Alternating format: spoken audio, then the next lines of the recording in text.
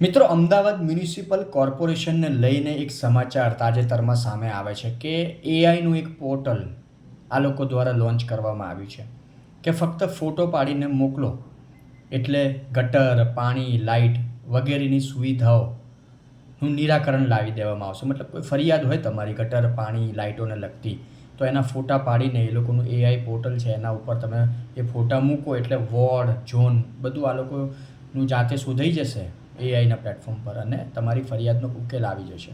હવે જ્યાં આ સમાચાર સામે આવે છે ત્યાં આપણે કોમેન્ટો વાંચીએ તો સામાન્ય જનતા કેટલી હદે ત્રાસી ગઈ છે કે સામાન્ય જનતાને કહેવાય ને પૂરેપૂરો વિશ્વાસ હવે તંત્ર ઉપરથી ઉઠી ગયો છે કે લોકો નીચે કોમેન્ટમાં લખે છે કે આ નવું ધતિંગ છે, કશું કંઈ થવાનું નથી, કોઈ ઉકેલ આવવાનો નથી. લોકો એવું પણ લખે છે કે જે અધિકારીઓ ત્યાં ચોંટીને બેઠા છે એમને શું કામ રાખ્યા છે? હવે એઆઈથી જ કરવાનું હોય તો એ લોકોને છૂટા કરો, ખોટો પગાર શું કામ આપવાનો? મતલબ ઘણી બધી વાતો આવી રીતે કોમેન્ટમાં જોવા મળતી હોય છે. આજે તંત્ર ઉપરથી વિશ્વાસ ઉઠી જવો કે પછી સરકાર ઉપરથી વિશ્વાસ ઉઠી જવો એ બહુ મોટી વાત છે, ગંભીર બાબત છે. પણ ક્યાંક ને ક્યાંક સરકાર કે તંત્ર ઉપરથી આજે સામાન્ય જનતાનો વિશ્વાસ ઉઠી ગયો છે એનું કારણ એ લોકો પોતે જ છે કે આજે દેશનો માહોલ જોઈએ કે ગુજરાતનો માહોલ જોઈએ, આજે રોડ રસ્તા તૂટી જવા, ગટર, પાણી જેવી સામાન્ય પ્રાથમિક સુવિધાઓ જે આજે પણ અમદાવાદની હું વાત કરું તો ઘણા બધા એરિયામાં નથી અને એનો એક યોગ્ય નિકાલ નથી આવી રહ્યો. લોકો હેરાન થાય છે, પરેશાન થાય છે, ફરિયાદો કરે છે, કોઈ સાંભળવાવાળું નથી એવું કહી શકાય, 100% કહી શકાય. આજે નરોડા પાટી આગળ એક બ્રિજ બની રહ્યો છે જેને લઈને મેં તાજેતરમાં જ વાત કરી કે 3-3.5 વર્ષ જેવો સમય થઈ ગયો, મંથર ગતિએ કામ ચાલી રહ્યું છે. જે ત્યાંથી નીકળનાર લોકો છે એમને ખબર હશે કેવી હેરાનગતિ થાય છે, કેવો ટ્રાફિક અમુક વાર થાય છે અને ત્યાં આજુબાજુ જે લોકો રહેતા હશે, પ્રદૂષણ, ઘણી બધી સમસ્યા.